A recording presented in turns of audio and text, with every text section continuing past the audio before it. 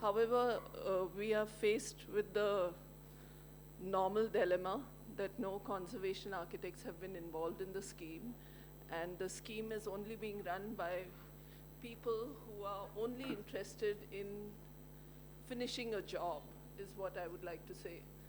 There's no thought given to the heritage value of the place, and the scheme proposed by them is something like what you would do on a national highway, putting all the utilities and the services in the center of the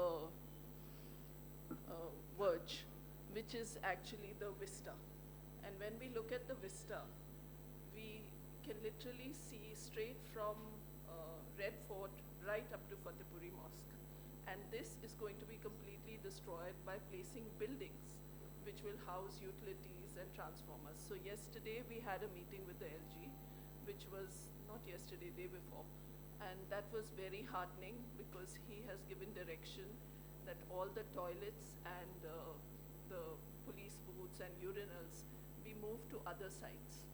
Now, the next issue here is about the transformers. The problem with heritage is that people don't view it as heritage. They just view it as a densely populated, underprivileged area. They don't understand the value. So luckily the Lieutenant Governor understood the value, and he has now directed SRDC to go back to its board. And DUAC was not consulted. Luckily, due to the pressure we got from ICOMOS, Gurmeet wrote a letter, Kiran wrote a letter, I don't see her around. And then we also had a sort of a meeting on Chandni Chowk with the North Zone people, and we generated a recommendation which we gave to the court and we gave to DUAC. Court then requested DUAC to look into the matter under the directorship of LG. DUAC has now submitted a technical feasibility report supported by JNU engineers and IIT electrical engineers. So in fact, we have a very good chance, and the next court hearing is on Tuesday, the coming Tuesday. So we have a very good chance of saving the vista. And I think it's very important for all of us to come together and to work as a force, I would say, not as a team anymore. We have to put our energies. And the greatest understanding from this experience is that everybody understands what we are wanting to do. However, they don't have any legal provisions to actually do it in the way it needs to be done. Because SRDC, which is a special vehicle formed for retaining the heritage of Shahjahanabad, is sitting there and not giving the correct directions to the people who are supposed to implement the job on site, or to the architect who is employed to create a scheme. He is not given the correct mandate. Like BSES informally told me that हमें तो जहाँ जगह देंगे हम वहाँ transformer लगा देंगे, हमें बोलेंगे ड्राई टाइप लगाने के लिए हम ड्राई टाइप लगाएंगे, हम तो implementing agency हैं. So if the direction is not correct, we can't move forward. The direction should have been a part of our legal framework, but if it's not there, then till that happens, I think all of us have to do the firefighting, and whenever an issue comes up, we have to come together and give the clear significance of the place, make clear the significance of the place to whoever the agency or whoever the stakeholders are. Another, sorry, am I interrupting?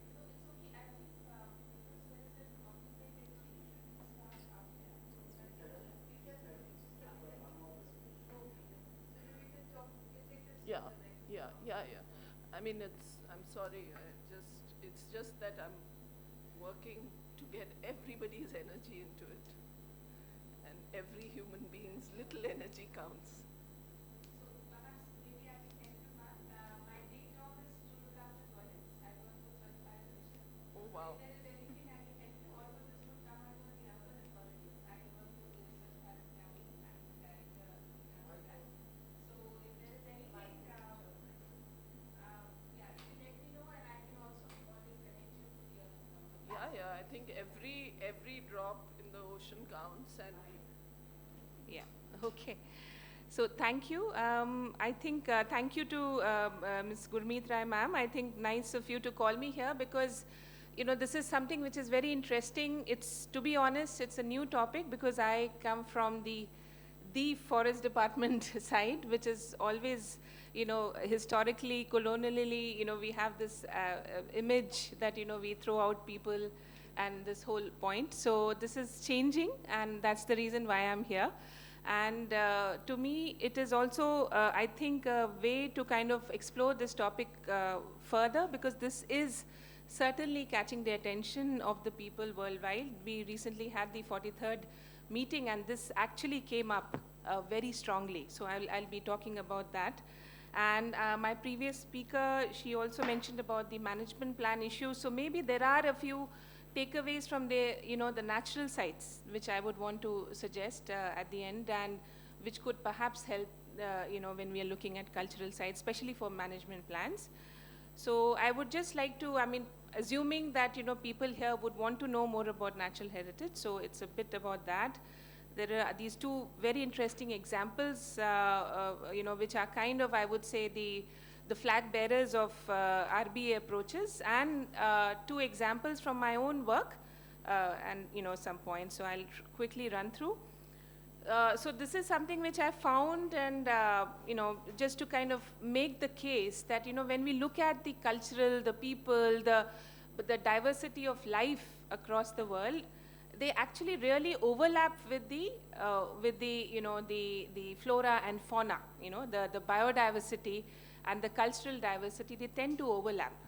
And you know, you call it luck, or, you know, it tends to be that the tropical countries which are rich in biodiversity are also rich in indigenous people, and so on and so forth. So there is this huge school of thought. There are these people who have coined the term biocultural diversity. So there is a recognition that, you know, we do need humans, we do need people and culture and nature, the value systems intact. Of course, I shouldn't really, you know, I'll skip this, but I mean, to me, as a forest officer who administers many laws, you know, our strongest law is the Wildlife Protection Act. I think for me, the World Heritage Convention is one of the most beautiful of soft laws, you know, because it connects people and nature. There is no other act or law as on today which actually recognizes both. So that way, it's a wonderful instrument. Yeah, I'll skip these as well. So it's fairly well, you know, endorsed. And this is something which is very interesting. Perhaps a sort of a delineation within the cultural sites would also, you know, help. Is that when you look at our management plans of natural sites, when you look at the legal provisions, World Heritage is at the epitome of, you know, the legal or the way we protect our sites. So, for example, you can have, you know, local sacred groves, you can have traditional forest and so on, but above it is the class of national parks, of, you know, tiger reserves, then you have transboundary areas, you also have, you know, transboundary biosphere and all that sort of a larger context, and then at the ultimate is the World Heritage. So this is fairly well demarcated, not just on paper, but in terms of the protection and management. So when we are talking about the OUV and the 3 pillars, the protection and management is fairly stringent when it comes to natural sites, as opposed to what, you know, we probably struggle with some, as I heard about Gaya or your other example, that's simply, yes, you know, you can't have a site without a management plan, even if it was inscribed prior to 2003. And of course, we all know about, you know, what are the, you know, they are iconic, these sites. I mean, this is something, you know, we were working on a book, and this is a Nicholas Roerich painting, you know, it's 1930s, and he has painted Krishna in Kulu, and there is the Great Himalayan National Park mountains, which, you know, he has depicted in his painting. So we have that kind of linkages, the Bon Bibi of Sundarbans. So Sundarban is, one of the World Heritage, but at the same time, the people there, they worship, the Muslims worship a Hindu, god, the Bon Bibi and the Kinrai stories and so on. Kanchenjunga, it's a mixed site, but there are these spiritual values. The Tibetans, rever, they have, sacred mountains and lakes and so on. So there is always this nature culture element, which is part of it. Of course, we are all about, we understand the OUV, and I was trying to understand it in the context of the right-based. So where does it fit in? I mean, and probably, I'm sure there has been enough discussion on it. So if you are looking at the OUV, does it fit in somewhere near the protection management circle, or, integrity and authenticity, or maybe I just need to read more. But basically, when I'm looking at natural heritage sites, I do see there is a bit of a hint of right-based approaches when we are looking at the protection and management of a natural site. So these are the two examples I thought I must share with all of you. This is a classic case, and in fact, Mechtel Rossler, she often in her, whenever she's talking, she always gives this example. This is the Uluru-Kata Tjuta National Park, quite a tongue twister, but it's a very interesting study. It was inscribed as a natural site in 1987. And then they realized that no, this is not just a natural site. It has a lot of elements. It has a lot of these traditional owners of the Anagu Aboriginal people, and they went ahead, the Australian government went ahead and re-inscribed it as a mixed site. So it was in terms of the country's conviction, in terms of the, the people's approaches, in terms of, so everything came together. They actually, it was like actually putting a new nomination, so they would have left it there and said, no, it's okay, let it be natural, but, we'll recognize the elements, but they went ahead and they recognized. So that's a very classic example. The other one was recently, if some of you have seen the 43rd meeting which happened in Baku, was this Kang Krachan Forest Complex of Thailand.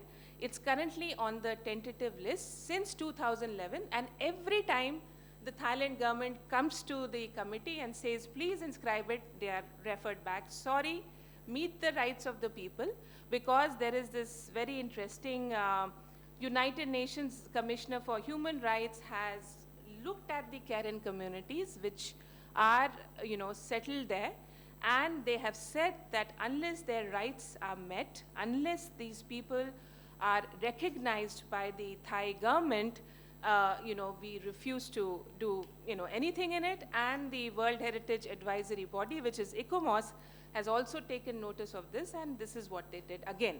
So they again have now, referred it back to the country.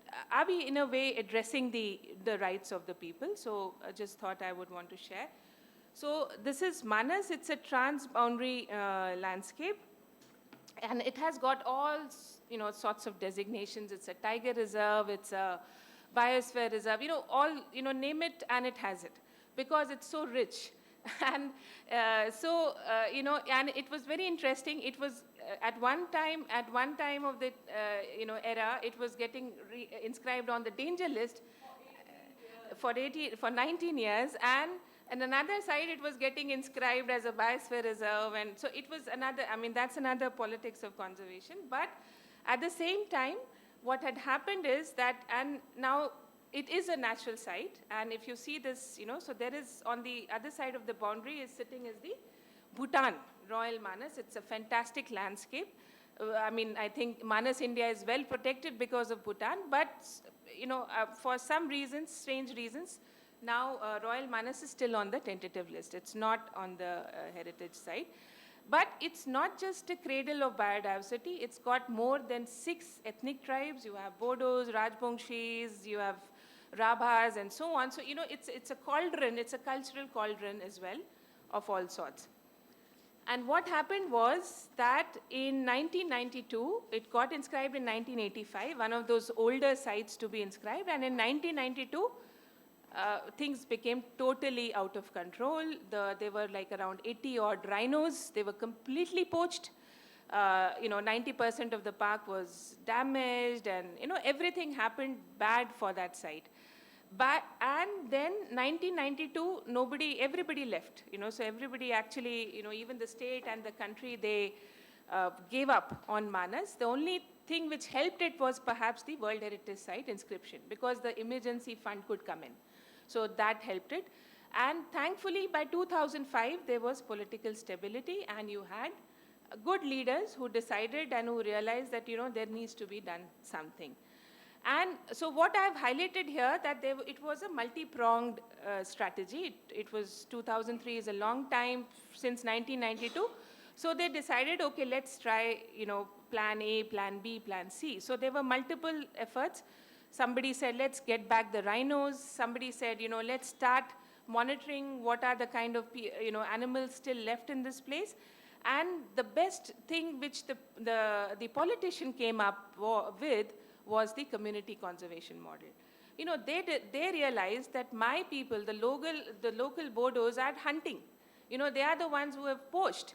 Now, how do I turn them around? How is it that we get them on board to protect the park? So they were given a handshake, and they were employed as, your forest watchers.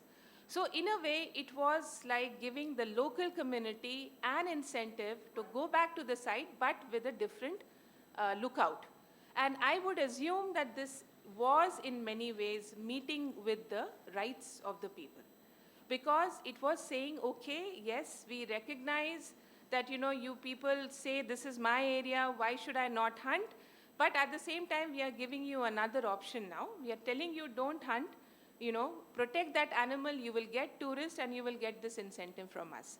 So in many ways, it was a good way of, looking at community conservation, like local youth.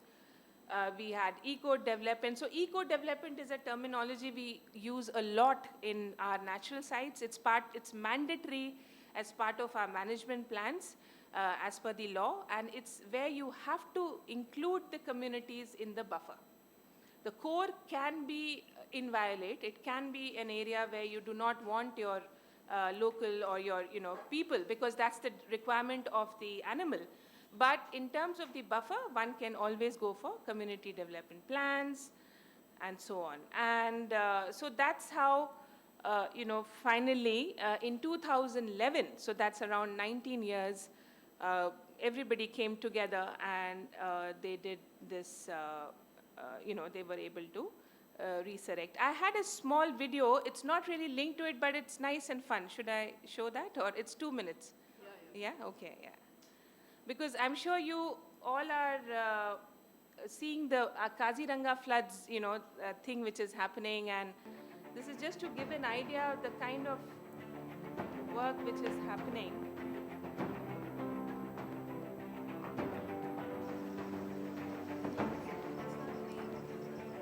Oh, sorry. Should I then just skip it for, and maybe I can see it here, but okay, fine. Maybe during the coffee break, or if you want, because it's a nice one.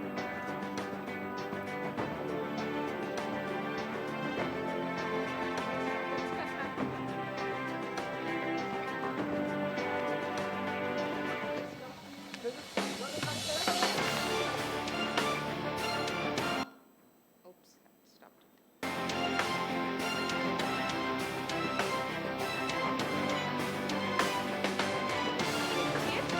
Should I play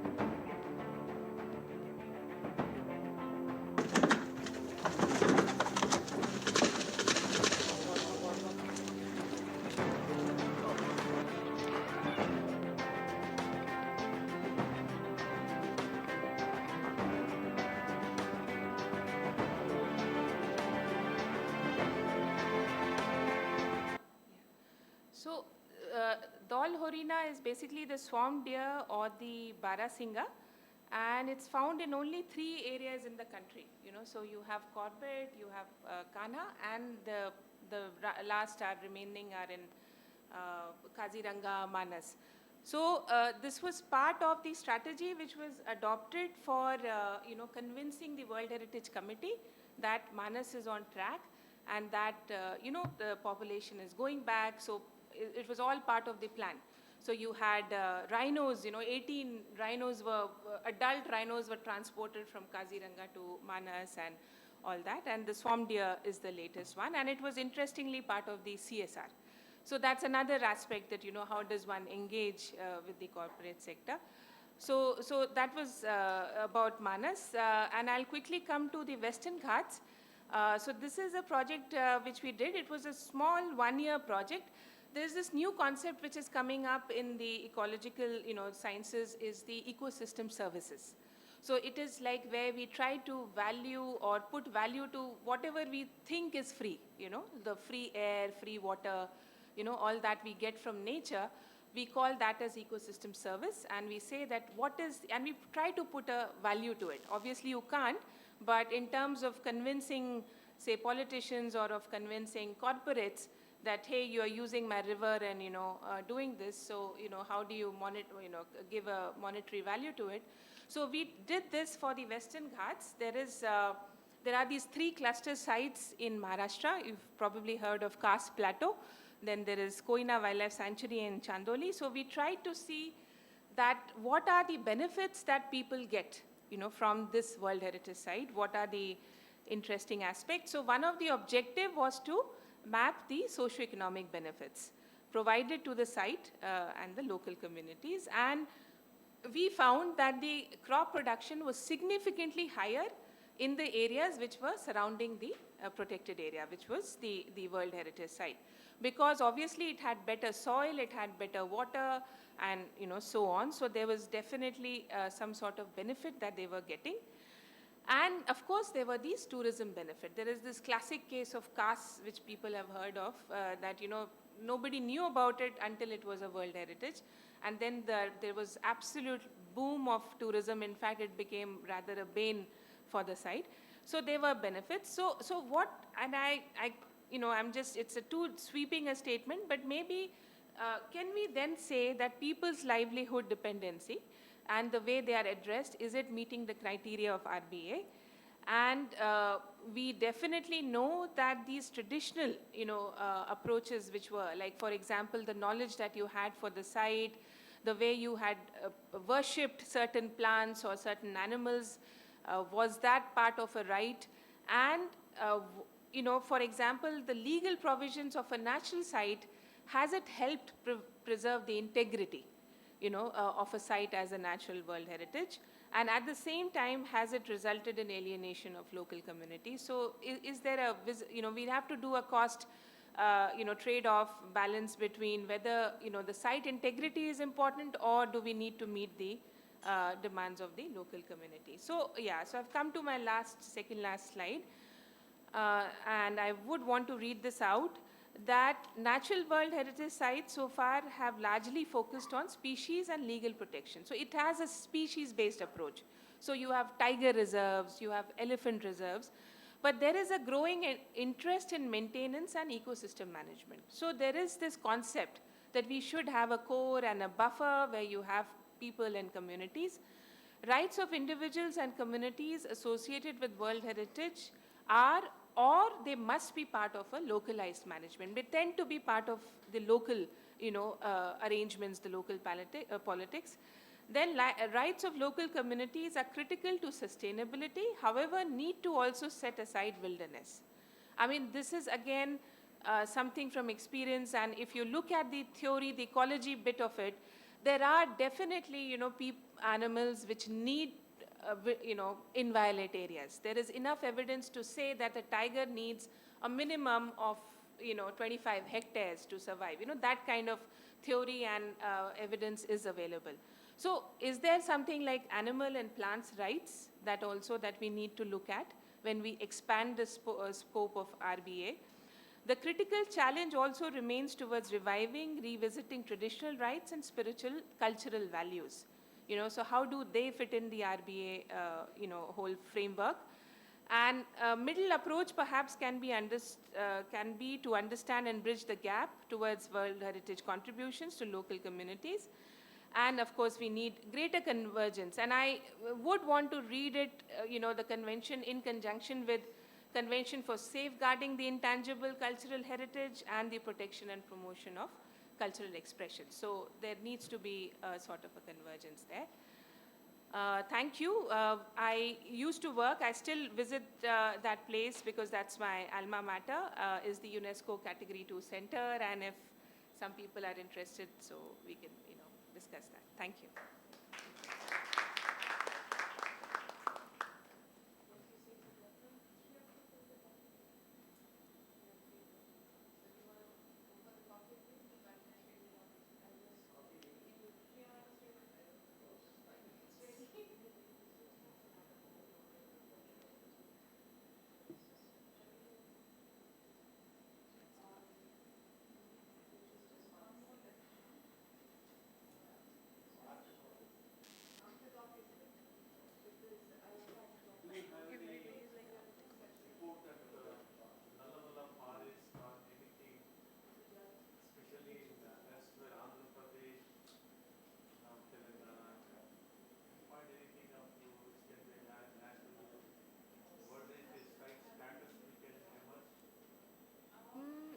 Well, I would need to check about the location that you're saying, but for example, Umbra, okay. I could get back to you because there are around 700 odd protected areas that we have in the country, and they are all legally protected. So they have perhaps better legislation than even a World Heritage, and yes, okay, right, right, okay. Yeah, so yeah, it would be right. I know of. Well, there is certainly. I mean, there used to be. It's just.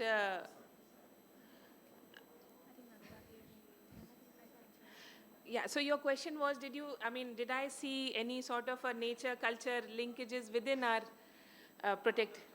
Yeah. Yes. Yes. I agree. I agree. Yes, there are. There are quite a few, especially the place where I worked in Manas, there were quite a few.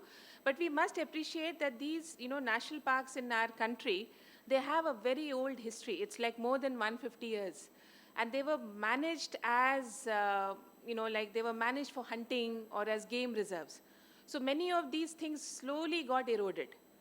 But for example, I can say like Sariska, right? If some people have gone from here, it has this temple where for the Shivratri, the local people come there.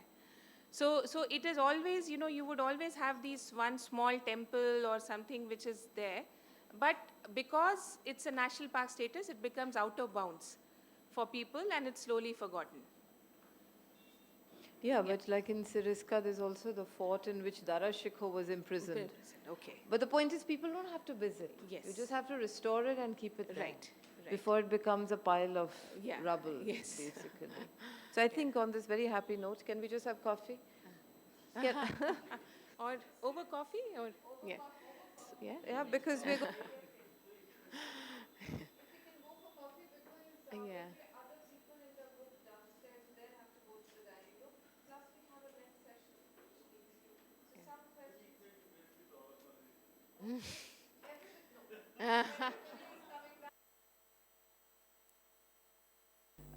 I'll request Bhuvna to make her presentation. Bhuvna, how many minutes do you need? 5. 5. 5 minutes, okay. So there's 5 minutes for you, there's 5 minutes for me, and then, Sure. so the rest of, we need to close the session at 5:30 we had. Yeah. And after the presentation, we'll have a panel discussion, and that will be coordinated by, chaired by Thomas, And so over to you, Bhumya. Thank you very much for this invite and for this opportunity. And also apologies because I don't work on potters. And also, I'm going to be presenting a few issues based on my experience with urban development and poverty projects in different cities. Yeah.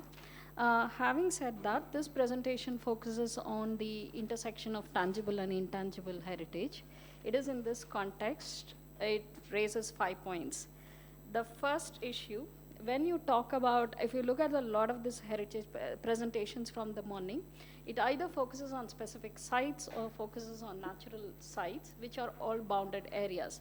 But when it comes to communities that are artisan communities or craftsman communities, particularly in cities, they are scattered in different parts, and they are also predominantly found in squatter settlements. And a classic example is the Katputli colony case. Or they are often invisible. So where these communities are and how they reside in itself needs to be documented.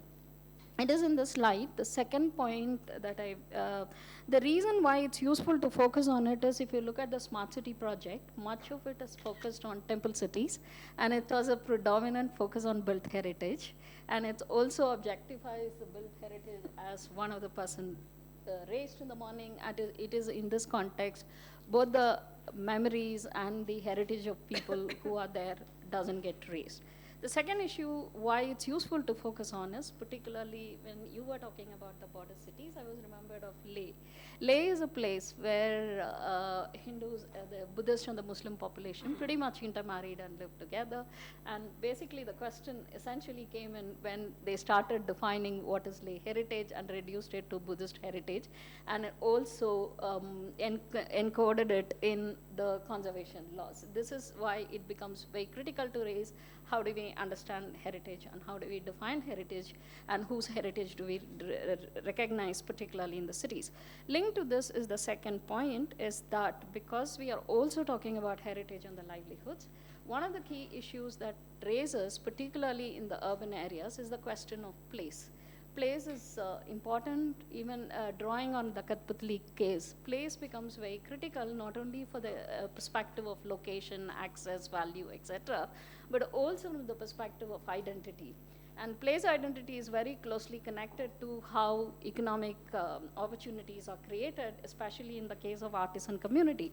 And if you trace the conflict between the state, particularly the Urban Development Authority and the Katputli colony community for a long time, the question is over location and place, and the community constantly kept saying, we want a place in a particular way. We wanted to be recognized as a heritage colony, although they tried raising this heritage point because, like you said, they never understood, they could never use that vocabulary of heritage. They kept saying we are artisan community, Katputli colony is our name, this is our place. And that is where urban development projects, particularly urban renewal projects, sees it as a poverty project. And then it sees it as a squatter project. And therefore it's about housing. And housing can be shifted to any location and any place. Which raises a third issue about how do we understand if livelihoods is very closely linked to place and it's also linked to housing, how do we understand housing from a heritage perspective, right? Like if you take artisan community, the need for a house, the need for a place is very different from how policies, housing and is enshrined, particularly in poverty policies. It's about, if you look at the entire resettlement policies, like as long as you provide a shelter in any part of the city, it's fine, which is also becoming, which is contradicting the very aim of what you're trying to do, both from a poverty perspective and both from a livelihood perspective. This becomes, I thought it's useful to look at it because in the last presentation, one of the presenters raised, how do you look sustainable development goals from a heritage perspective? It is in this context. When you talk about urban development and urban renewal, the question of how do you deal with land, how do you deal with place becomes important, and that brings in one of the very contentious player, who's your urban development authority. And also partly because place is very contentious, land is very contentious, and when it comes to real estate value, there are various forms of heritage, which brings into the fourth point, which heritage do you recognize? Because Chandni Chowk is also mobilized for a heritage perspective from the recreation and tourism point, and so does Katputli colony. How do you ensure that these competing demands on heritage gets reconciled in the context of urban areas. The fifth point linked to it is, when you talk about urban areas, unlike in rural areas, the community is highly diverse.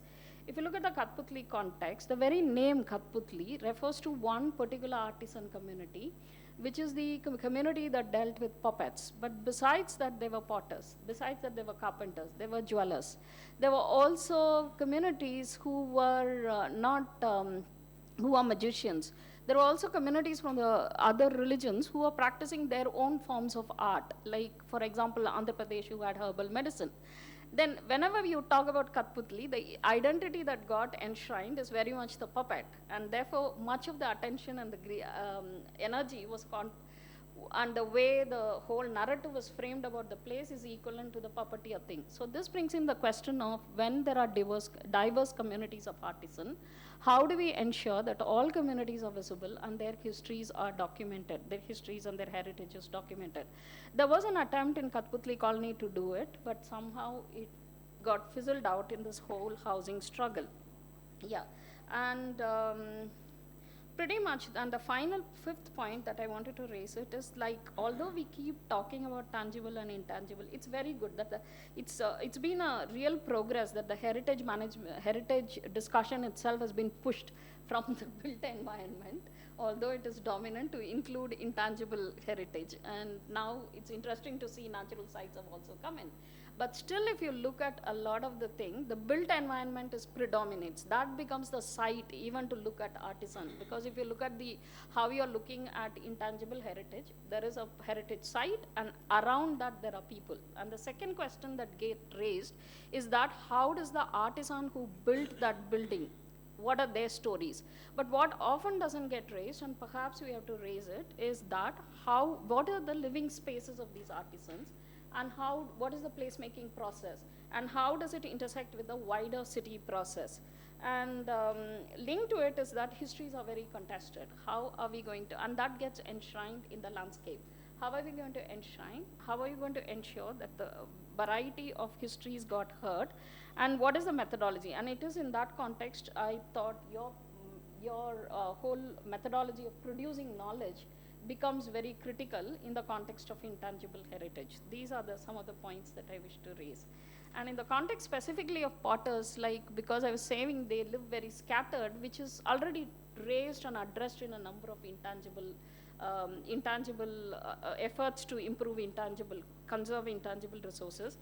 Yes, they require, like, if you take the potter's case in Faridabad, one of the issues that they raised is that their pottery is not surviving, partly because A, they don't know which is the market. B, they also want to rework themselves into alternative products. For example, they are very interested in trying out cooling materials, natural air conditioning systems. But how do you provide technical support and social support?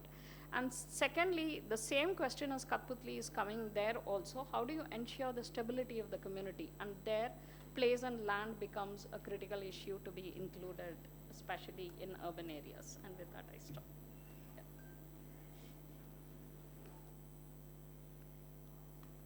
Yeah, the point is, who's the agency of change here? Who's the agency for change here? You know, bring in the Urban Development Authority, because I think heritage will get mobilized in urban development projects increasingly. And it's going to be used in urban renewal projects in a very convenient way. It's going to be like, for example, whether it's Chandani Chowk, suddenly his urban renewal becomes critical, but it will become critical for a particular group of real estate developers. And UDA is also basing its financial thing on land.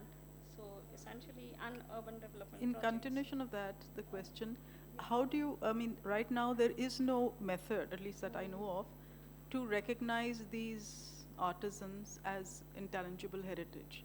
So, like, is there any mapping done by the city, or how do you know who's where, or how do you? Not really, not So really. how do you, in order to integrate them with the urban planning, exactly. you first have to know that they exist.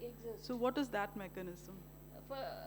At the moment, nobody is documenting. Kathputli colony became famous because there was an anthropologist who kind of worked on it, and then it suddenly got the attention of two, three NGOs, and particularly international agency, Rajiv Sethi, the artist who was very famous in getting them to the country. Yeah.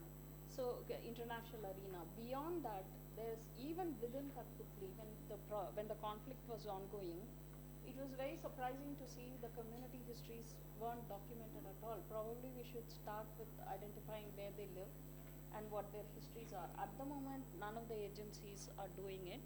And if you look at the master plan process itself, it's a very, since you have been in the government, it's a very technical thing. It's about land use, right? It doesn't go beyond it. And it is in this place, although you have something called conservation architecture in the School of Architecture, and you also have planning, it operates in two silos.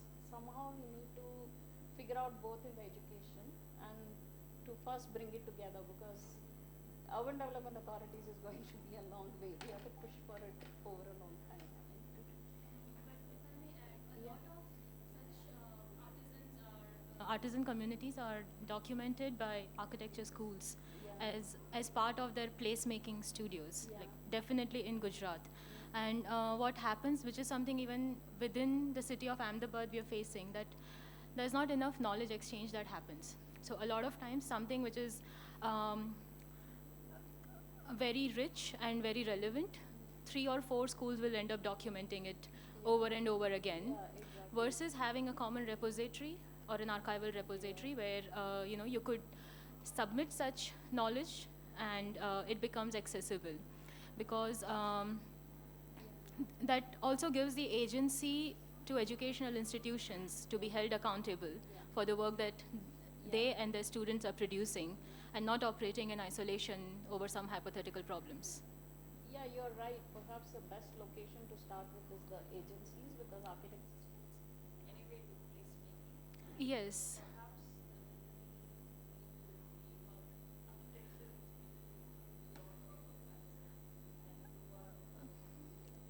Because these house forms of artisans are heavily documented, and the typology, that it's a place essentially where they live, they work, and they are able to sell. So how that architectural form of such places evolve, like with the landscape, what is the visibility, how do they operate within the market forces, all of this gets documented in schools, and then so it's like a measure drawing exercise. It happens and it stays within the student portfolio, doesn't even become a part of the school portfolio at times. So I don't know how to, but that is something that needs to be done.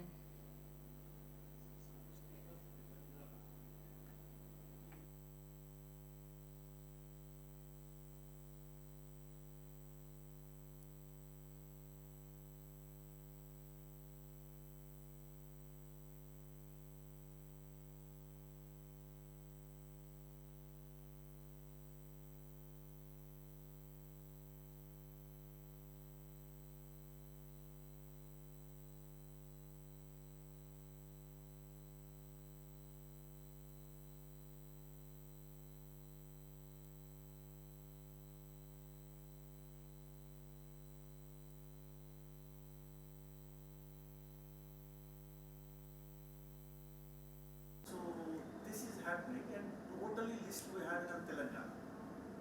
So is it not available like that in entire country? To quite an extent it is.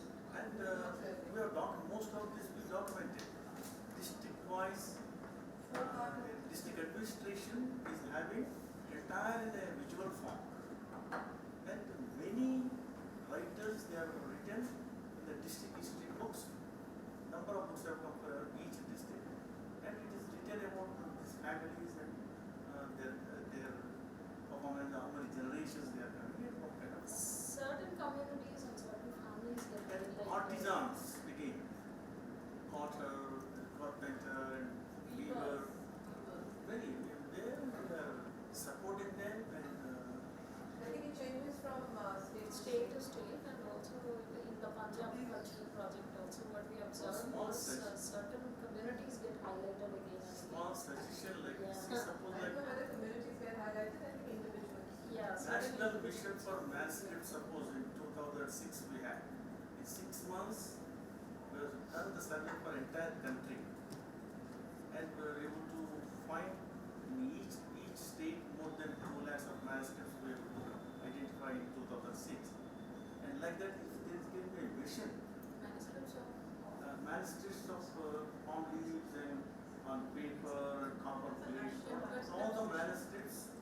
manage entire country. See, it is in the mud, it is the muds and temples and masjid and gurudwara and state and like sanstans, even state archives we have, on leather we have, all these forms. Similarly, if ICOMOS also can move with the central government, that this inventory can be done like a mission, in a 1 year mission.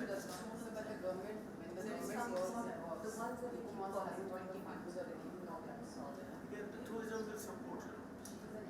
No, question is like this. We can say that tourism will give some, cultural department will give some, again, district authorities will give some performances, work, order for their works.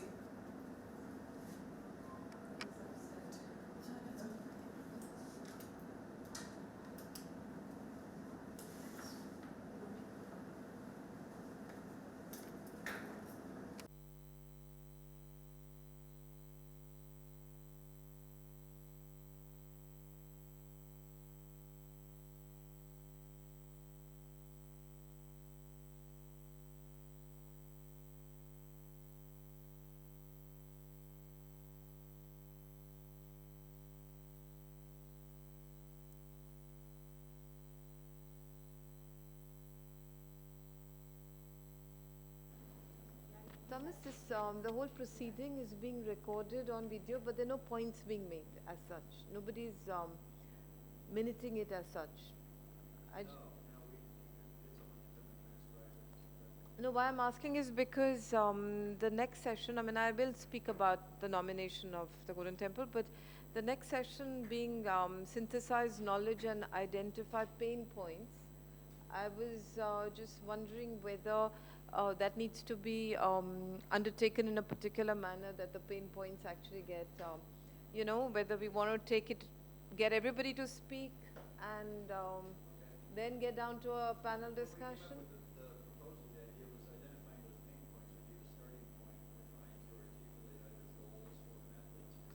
For tomorrow. So, yeah, so I just thought I'll maybe we need to use it in a more participatory, that particular session on the round table.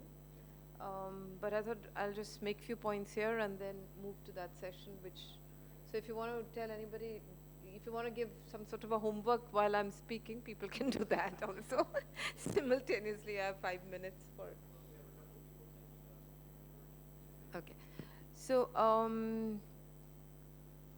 I just wanted to share a few of the experiences related to the nomination of the Golden Temple in Amritsar for World Heritage list. This is an exercise which we did in 2002.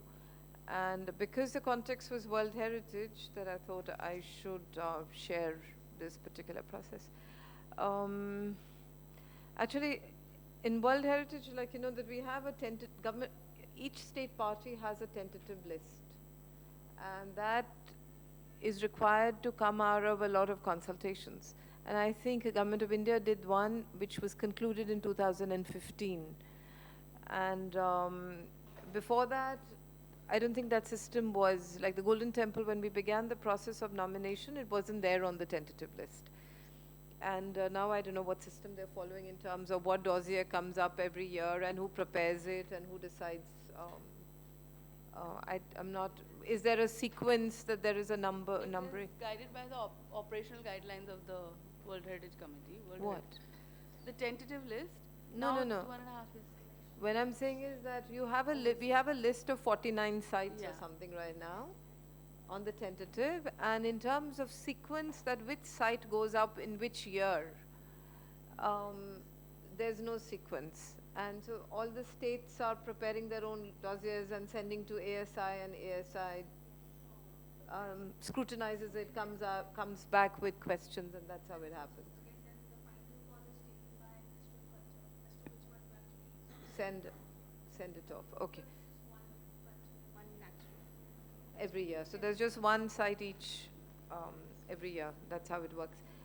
So maybe that's another aspect that we could look at if you're talking about inclusive rights-based approach and all that, that we do have a tentative list, and whether the list itself is reflective of you know, what people want there. And although they did do quite a bit of consultations, but I'm not too sure. You know, there's a merit in looking at that particular process as well. Anyway, so as far as the nomination of the Golden Temple is concerned, it's something which came as an idea from the ground, which there has to be a champion always, you know, to put the idea with the organization, the site managers, which the process that we followed. And then, so it's who is managing the site, if it is, you know, acceptable by them. So here it was the Gurdwara Prabandhak Committee. Then the state government needs to be on board because they need to send it up to the Government of India. So it was important to check, pass it by the state government. Then whether Government of India was receptive to the idea, that wasn't really thought out too much because first the nomination dossier has to happen and then you send it to Government of India. So first it was between SGPC, the site managers, and the state government. Then it was about who's going to fund the preparation. So it turned out this was that SGPC themselves were ready or were very keen or were not open to the idea of receiving funds for the making of the nomination dossier itself because they themselves have the resources. And whoever gives the money means has some sort of a not control, but some sort of a legitimized relationship with that particular body. So this whole thing about who's giving the funding and who's putting the funding into the whole process was kind of accepted, or that SGPC would pay for it. But who was going to pay for the management plan for the buffer zone?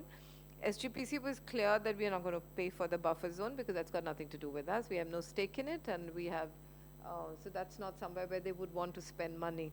So I had to do some fundraising for that to take up that part of the thing, and that was funded by one of these international NGOs.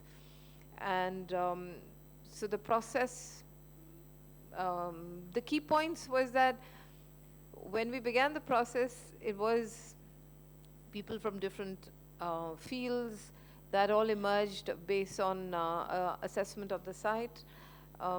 Based on the requirements that are clearly articulated in the operation guidelines of what the nomination dossier needs to contain. And we requested for a committee to be established within the SGPC so that whatever findings we had or whatever issues we had a particular platform to have a dialogue on that. Some behind the scenes story was that there was some very strange interventions happening on the building, the main shrine itself, which is the replacement of the gold sheets, which were getting replaced by some donors.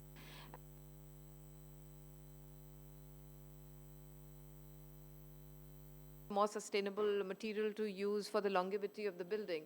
The conversation in these empowered committees is never at the level of materiality.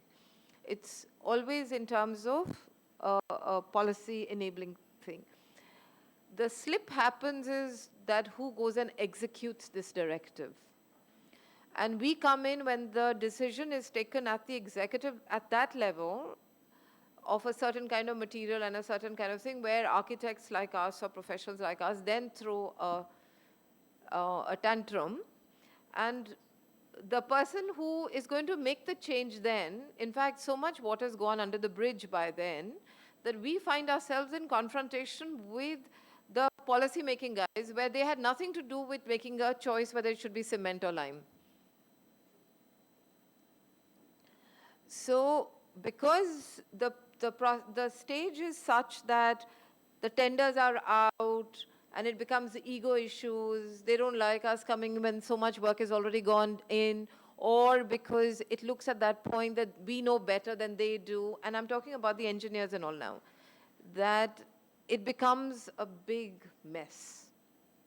Because beyond the direction, that's why my point, the pain point would be that if you have to do capacity building, or if you're doing training modules or programs or whatever, maybe you need to call it something else, or we need to call it something else, that there is a gap in the enabling documents, and things, I would like to believe that things get messed up because post-independence of this country, I don't think the architects and the planners have done their job. we are left with laws and we are left with rules and regulations. And beyond that, we have not come to the standards and procedures and everything to do with technical matters. As a result, there is a huge, huge problem there. And I'm experiencing that now in Amritsar on the urban scale, that in fact, the government is ready to take stronger steps than what I'm even asking for. Because you've been in the procedure with them for 4 years, you realize, for instance, removal of encroachment near some historic gates. I'm saying let that part of that encroachment be there as long as you give me this much space which is open, which was otherwise also in the process of getting encroached. But the government is saying, no, by our paper, our plot is from here to there, so those shops also have to go. So they're taking a stronger position than what even I'm asking. I'm saying, okay, here's the gate. I need these 10 meters. I don't care what you've done for the next 20. But they're saying, no, these 10 meters, okay, we'll remove those walls and give you the sign. But the other 30 meters is also encroached, so we need the whole 30 meters. Now, I mean, these things need to be thought through.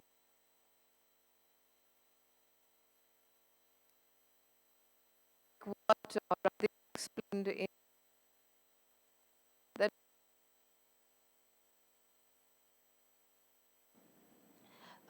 that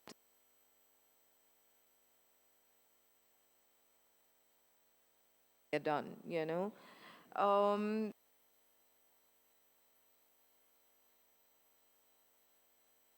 That we prepared the nomination dossier and it went up to UNESCO and the review mission happened. Okay, now the main objectives why I got involved in this World Heritage was not because I love this stamp. It's because I was concerned about the gold sheets and I was concerned about the state of conservation. I was also concerned about the urban development issues related to traffic. And so the traffic calming was very, very important.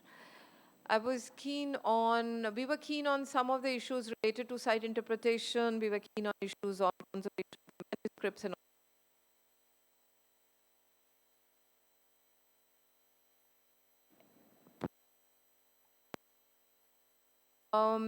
the nomination dossier went up. We went out of turn, obviously, because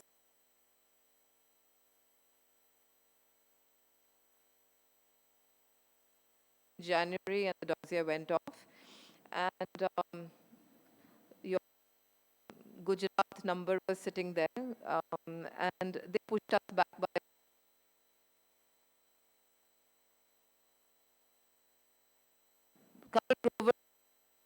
it wasn't sitting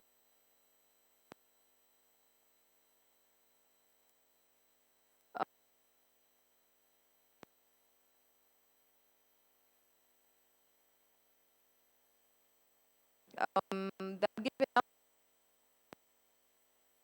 sitting in London to write out this long letter to UNESCO World Heritage Center, 16. Meanwhile, the governments had changed, the BJP was replaced by Congress, and there were a whole lot of other politics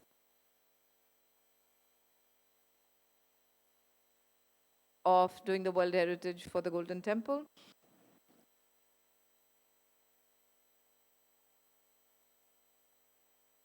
Was that this was Government of India's way of beginning to interfere with the monument, with the site. So SGPC, a month before the World Heritage Committee meeting, decided to withdraw the nomination. And there was also, I think, politics between the two presidents. There was a former president of SGPC who was supporting this when we were working. By the time 2003-04 came, there was a new president. So she was not particularly interested in anybody, you know, and she was going to run into elections, so she didn't want any new credit to be given to the previous president and so on. So this got withdrawn a month before the World Heritage Committee meeting. So, and that time, this president also sent a directive. She actually said that SGPC officers not to meet UNESCO or ASI or, you know, because we were going to go as a group of people to talk to SGPC to explain that this had no bearing on anybody interfering with the management of the site. And, but she said they're not going to meet anybody from these organizations. So there was a complete opaque wall, that, you know, no conversations. The other thing which was interesting to note was at one point there were these slogans being used saying World Heritage Stamp, our site is more important.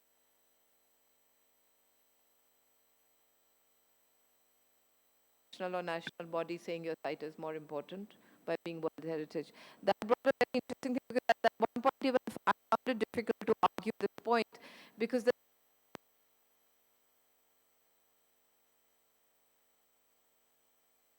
and you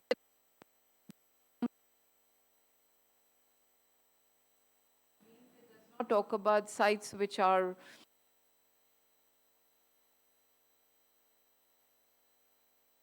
reality. So you can think of palaces and forts and gardens and all that. You can't think of sacred sites where a lot of people have a very strong association. In fact, ICOMOS now has a working group on sacred sites, separate of. I mean, they're trying to come with some definitions on this particular. Argue that point as well because they said it's not just materiality, and in particularly,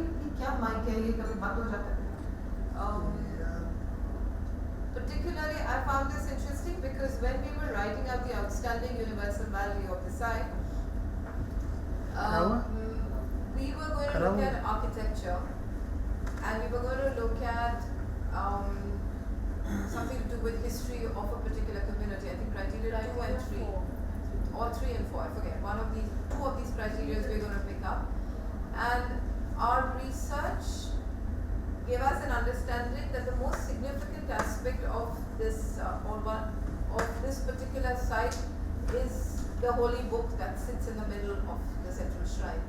So it was criteria 6 that gave it more significance than architecture and as piece of literature. So because of that particular criteria, you kind of, because the practice of engagement with the site, which is based on community offering their seva in material or kind or time. They say tan man tan from these 3 areas of seva, and the entire outstanding universal value is actually directly connected with the holy book.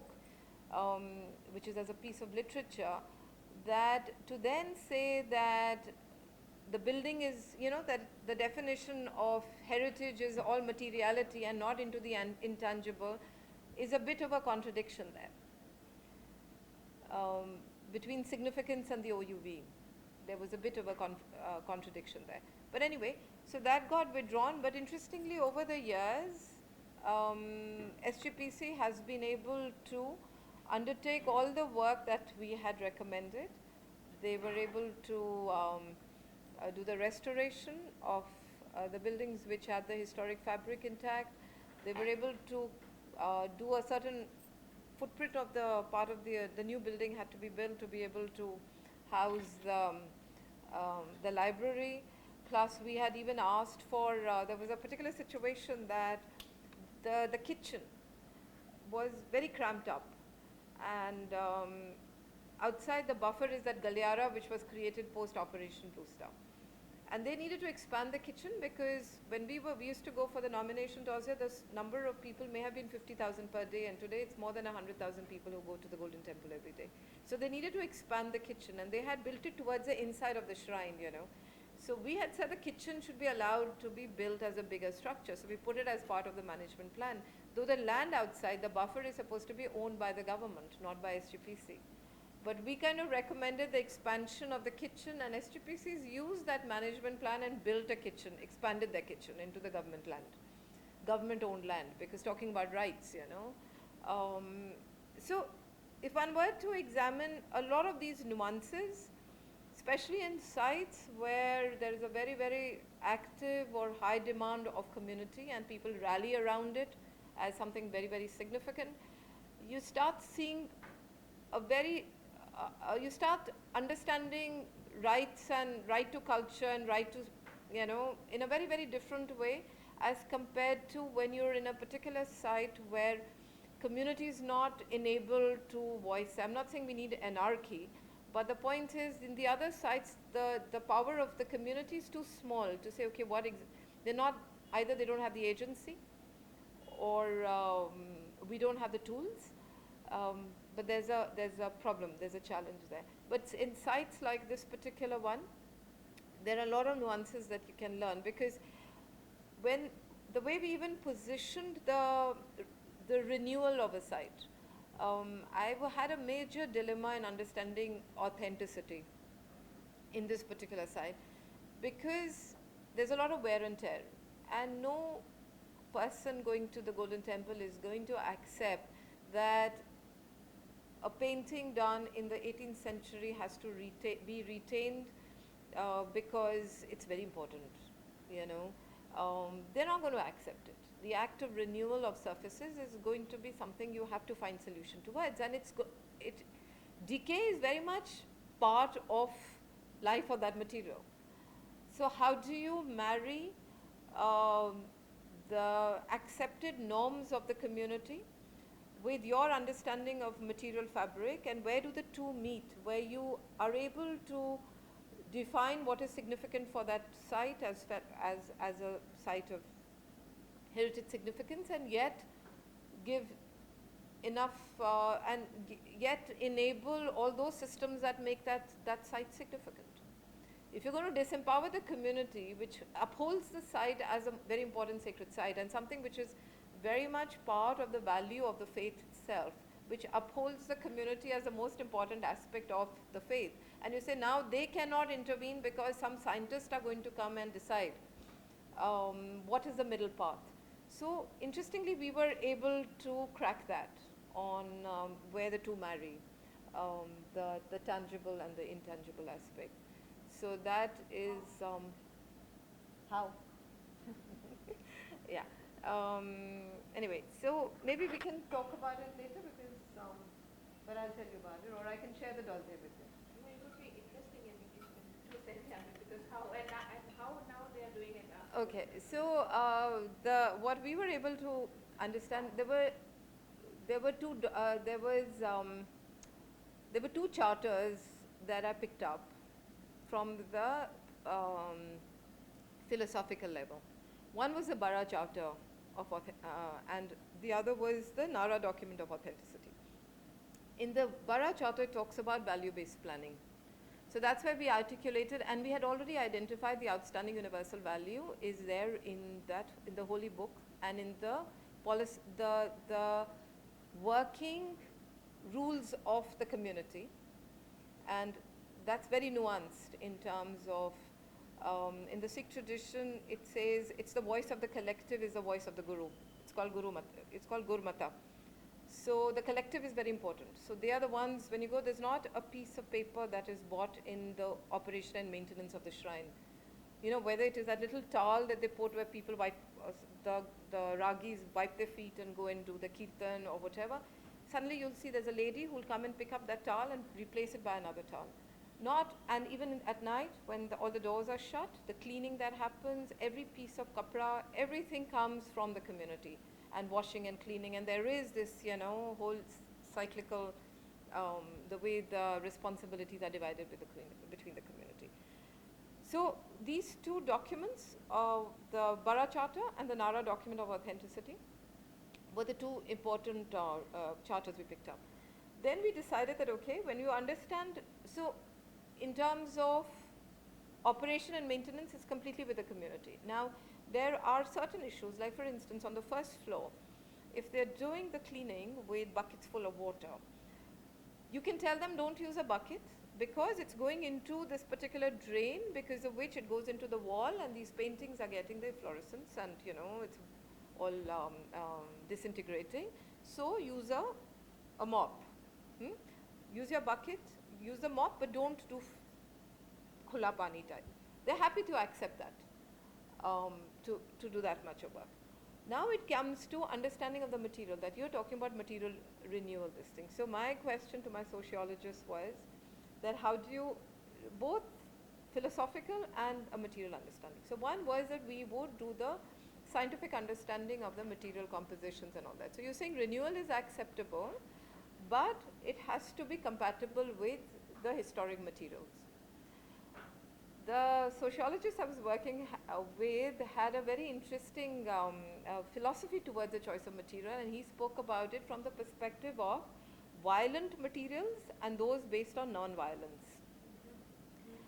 And that level of philosophical conversation with people, when you explain that, look, what is lime, what is cement, what is plastic emulsion paint, and what is natural pigments with glues and gums that come from nature, you talk to people, and the moment you start discussing it from the principles of, which are embedded in the larger OUV of the site, you realize that the people you're dealing with, you can see it in the change of expression, the acceptability.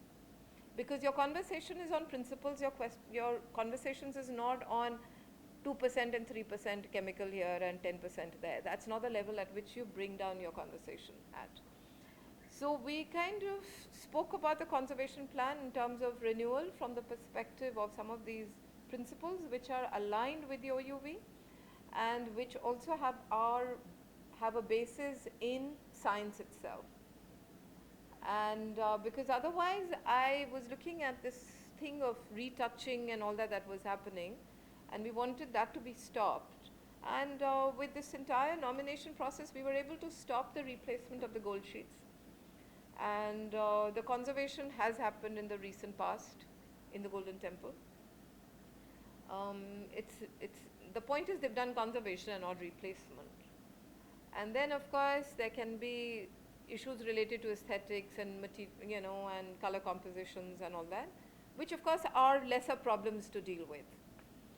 But it was possible. So when I look at the site today, conservation of the Ramgarhia Bunga, conservation of the Darshini Deori, conservation of Harmandir Sahib, the kind of buildings, the kitchen, all that, quietening of the traffic outside, because we also said the outstanding universal value is in the holy book, and that holy book has poetry, which is sung to music, to rags, it's edited to music, and it's accessible to everybody through the soundscape. So protecting the soundscape becomes important because soundscape is one of the attributes of value. The OUV also is linked with the soundscape. So it's important to bring the traffic sound and ensure that the traffic sound is not audible within the complex itself.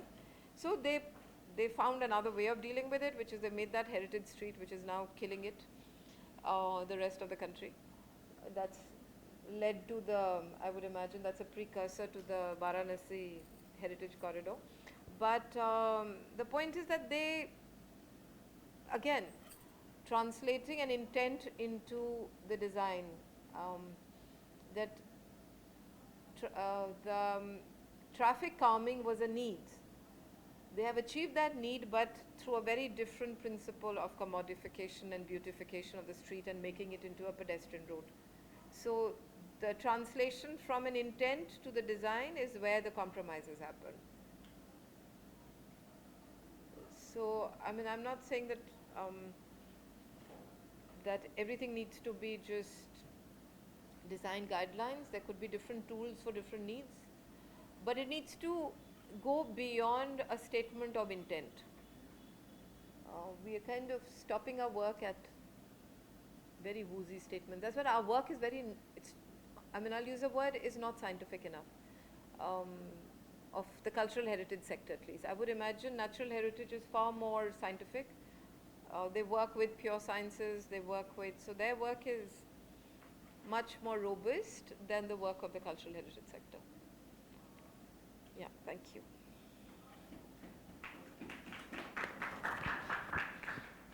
So now you have over to you to conduct the last.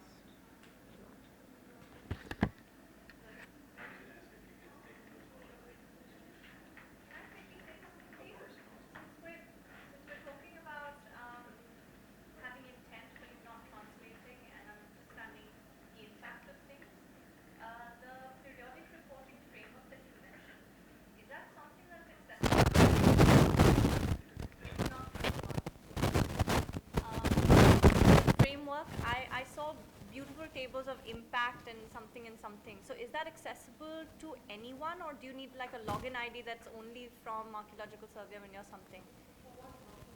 if someone like me, just a conservation professional, wanted to test something for my site, just as a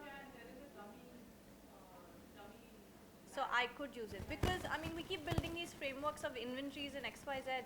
It'd be nice to see how the World Heritage Committee has built this framework and then identified what the impact is and what the solution should be, to even understand there's already a body of knowledge there. Exactly. So to go back to that and say we could learn something from that.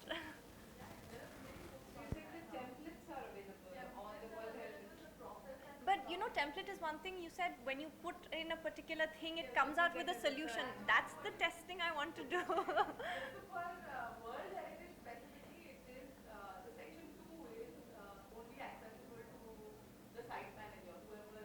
Section 2 would be what? Oh, acha, that is only, okay. Site manager. Oh.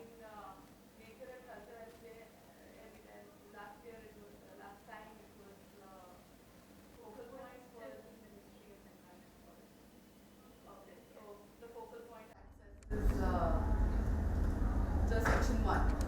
But what you're saying, I understand where you're coming from, and for any particular site that you wanted to, you could, I think, there is an accessibility for that, probably not on the World Heritage site. But if you just want to see the questionnaire, you could go in. I just saw for the periodic reporting cycle. There is a dummy site called the mystery site. So you could probably check some stuff and then see the results. That would be helpful. I don't know whether you can actually put in your OUVs or whatever, because there's a lot of data required for every Acha, site, right? okay. So now that they already have a lot of data, based on every site they have fed in.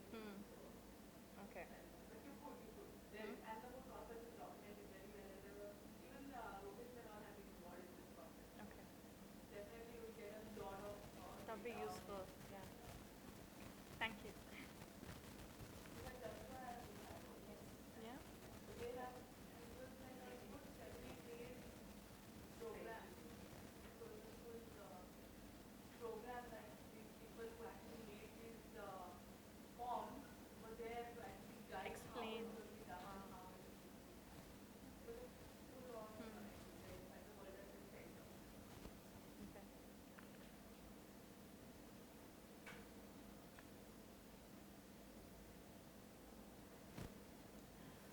So we are interested in some sense maybe summarizing the insights we've heard. Particular intention to move towards workshops tomorrow to develop possible solutions, collaborations, processes, and methods. So we could do a panel, but Gurmeet, you recommended that we actually just have it more of an open discussion, is that right? And we have people identify the pain points that they've heard or the ones that we should develop? We have the panel discussion. Okay. But you can bring in the rest of the people here since you need your list pain points tomorrow. Yeah. There Yeah. is still merit in Having the panel as the panel? Okay. Okay. People who, I mean, and the idea was that the panel has people who have experience with government. Hmm. And there's the, what is the word that? Okay, so that's the biggest gap that we want to focus on. Okay. Usually there is, they have an insight of that, and the rest of people could jump in with their ideas. Okay. So we would like to have the panelists up front, I believe, yeah? Yeah, maybe